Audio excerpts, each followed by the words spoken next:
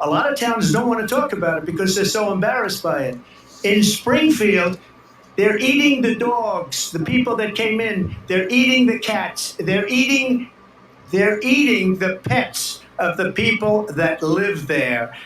There's a lot to react to on this debate. We're going to get into it right here, right now on Foods for Thought and on Black Investments Matter. We're going to be talking about some of the key points or takedowns in this debate that was really a boatload of crazy.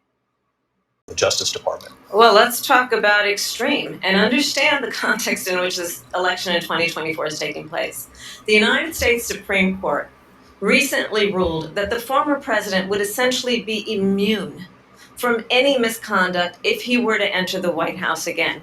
Understand, this is someone who has openly said he would terminate, I'm quoting, terminate the Constitution of the United States, that he would weaponize the Department of Justice against his political enemies. Someone who has openly expressed disdain for members of our military. Understand what it would mean if Donald Trump were back in the White House with no guardrails, because certainly we know now the court won't stop him. We know J.D. Vance is not going to stop him. It's up to the American people. Vice President stop Harris. him. Thank you. Lindsay? Vice President Harris, in your last run for president.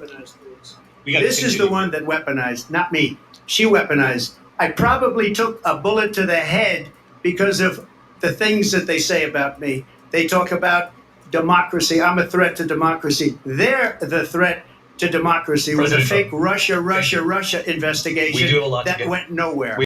Looks like that ear recovered, fortunately for him, because I don't even see a scratch on it. Maybe the camera angle was good, or I don't know, but he looks fine, right?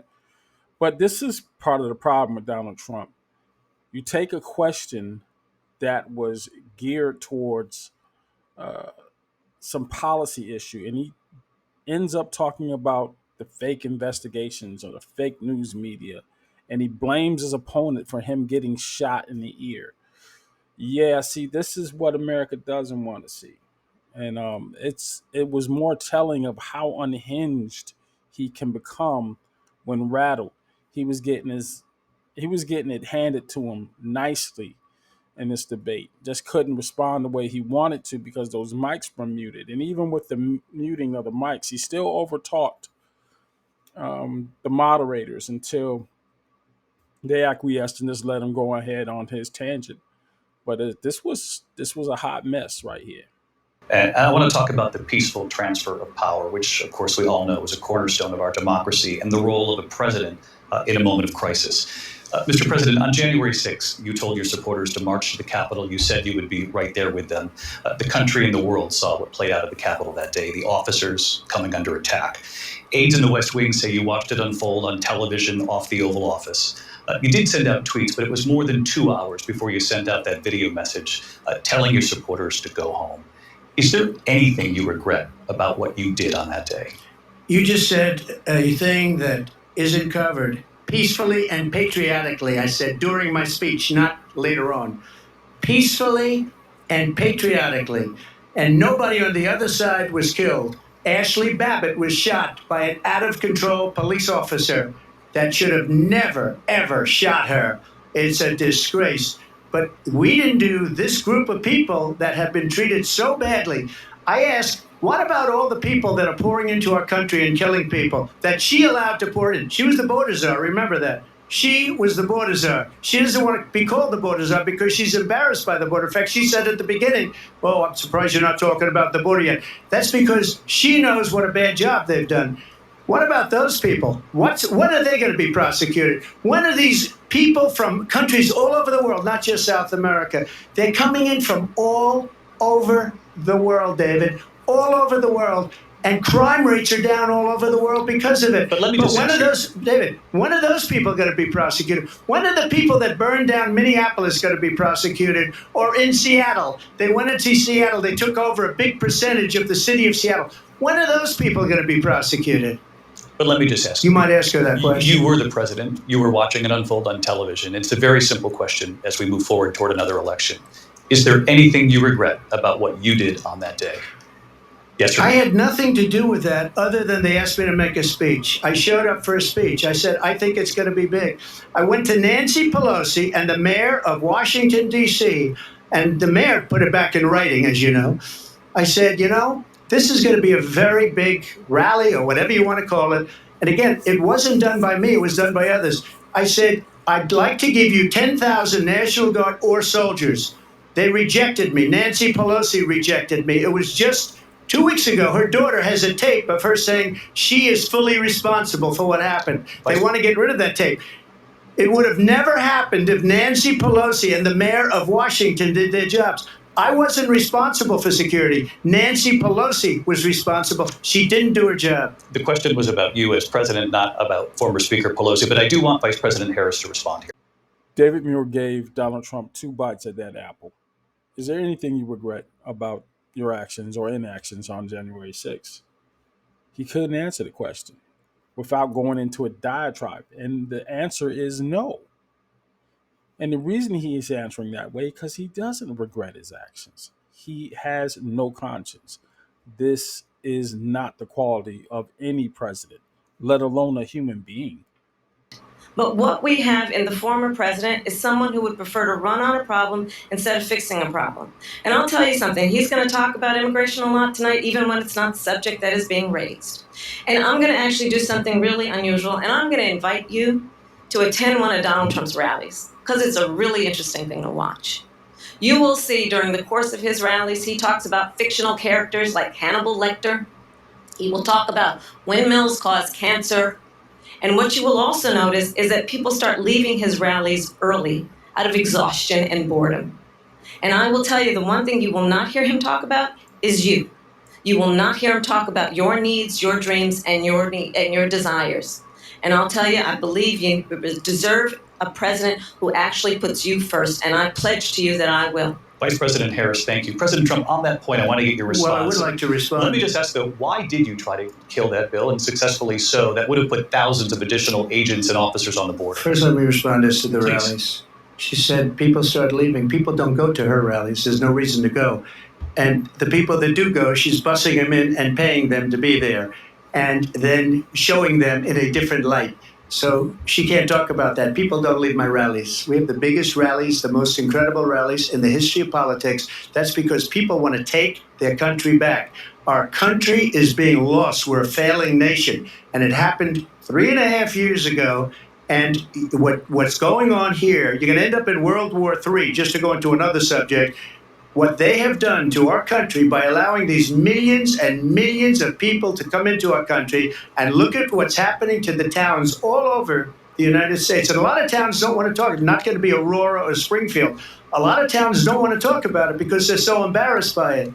In Springfield, they're eating the dogs, the people that came in. They're eating the cats. They're eating the pets of the people that live there. And this is what's happening in our country, and it's a shame. As far as rallies are concerned, as far as the reason they go is they like what I say. They want to bring our country back. They want to make America great again. It's a very simple phrase, make America great again. She's destroying this country, and if she becomes president, this country doesn't have a chance of success. Not only success, we'll end up being Venezuela on steroids. I just want to clarify here. You bring up Springfield, Ohio, and ABC News did reach out to the city manager there. He told us there had been no credible reports of specific claims of pets being harmed, injured, or abused by individuals within the immigrant community. Well, I've seen people on television. Let me just say here, this is the people on television say my dog was taken and used for food. So maybe he said that, and maybe that's a good thing to say for a city manager. I'm not taking this from television. But the people I'm on taking it from television the city saying manager. their dog was eaten by the people that went there. Again, the Springfield city manager says there's no evidence of that. Vice We'll President find Harris, out. I'll let you respond to the rest of what you've heard. You talk about extreme. This is, I think, one of the reasons why in this election, I actually have the endorsement of 200 Republicans who have formerly worked with President Bush, Mitt Romney, and John McCain. Kamala lined them up like a barber, played them like a fiddle. All she had to do was talk about crowd sizes. And it got him so flustered he couldn't even respond to the question that was asked. In fact, by the end of his diatribe, even though once again he got 2 bites out of this apple, once again, he didn't answer the question. Instead, he started talking about people from Springfield, Ohio, not Massachusetts, eating cats and dogs. Yeah, yeah. That's who y'all trying to vote for. That's who you're trying to convince me to vote for. Okay. Return to the war in Ukraine. We're now 2.5 years into this conflict. Mr. President, it has been the position of the Biden administration that we must defend Ukraine from Russia, from Vladimir Putin, to defend their sovereignty, their democracy, that it's in America's best interest to do so, arguing that if Putin wins, he may be emboldened to move even further into other countries. You have said you would solve this war in 24 hours. You said so just before the break tonight. How exactly would you do that? And I want to ask you a very simple question tonight. Do you want Ukraine to win this war? I want the war to stop. I want to save lives that are being uselessly, people being killed by the millions. It's the millions. It's so much worse than the numbers that you're getting, which are fake numbers. Look, we're in for 250 billion or more because they don't ask Europe, which is a much bigger beneficiary to getting this thing done than we are. They're in for $150 billion less because Biden and you don't have the courage to ask Europe like I did with NATO. They paid billions and billions, hundreds of billions of dollars when I said, either you pay up or we're not going to protect you anymore. So that's maybe one of the reasons they don't like me as much as they like weak people. But you take a look at what's happening. We're in for 250 to 275 billion. They're into 100 to 150. They should be forced to equalize. With that being said, I want to get the war settled. I know Zelensky very well, and I know Putin very well. I have a good relationship, and they respect your president, okay? They respect me. They don't respect Biden. How would you respect him? Why? For what reason? He hasn't even made a phone call in 2 years to Putin, hasn't spoken to anybody. They don't even try and get it. That is a war that's dying to be settled. I will get it settled before I even become president. If I win, when I'm president-elect, and what I'll do is I'll speak to one, I'll speak to the other, I'll get them together. That war would have never happened. And in fact, when I saw Putin after I left, unfortunately left because our country has gone to hell. But after I left, when I saw him building up soldiers, he did it after I left. I said, oh, he must be negotiating. It must be a good, strong point of negotiation. Well, it wasn't, because Biden had no idea how to talk to him. He had no idea how to stop it. And now you have millions of people dead, and it's only getting worse, and it could lead to World War III. Don't kid yourself, David. We're playing with World War III, and we have a president that we don't even know if he's. Where is our president? We don't even know if he's a president. And just to clarify they here, threw him out of a campaign like a dog. We don't even know. Is he our president? But we have a president, Mr. President, that doesn't know he's alive. your time is up. Just to clarify in the question, do you believe it's in the U.S. best interests for Ukraine to win this war, yes or no? I think it's the U.S. best interest to get this war finished and just get it done. All right. Negotiate a deal, because we have to stop all of these human lives from being destroyed. I want to take this to Vice President Harris. Once again, David Muir gave him 2 bites at the apple. This was a layup question. Do you want the Ukrainians to win this war? And he doesn't answer the question. He answers it in a way that says he wants to end the war and stop the bloodshed. Then he goes into another diatribe. But this answer, this type of answer, reminds me of when he made the Proud Boys comment at the 2020 debate, when he was asked point blank, will you condemn the actions of the Proud Boys? And he told them to stand back and stand by. This is in the same type of answer. He was asked point blank, do you want the Ukrainians to win this war? He says he wants the war to end. You understand what that means? These kind of nuances may be going over the head of some of you, but it shows his intentions. Now, he could lie like he does throughout the entire debate, but he chooses not to lie. He's telling you what he's going to do, what his mindset is. You got to take somebody, you got to believe them. When somebody shows you who they are, you got to believe them. And that is who he is.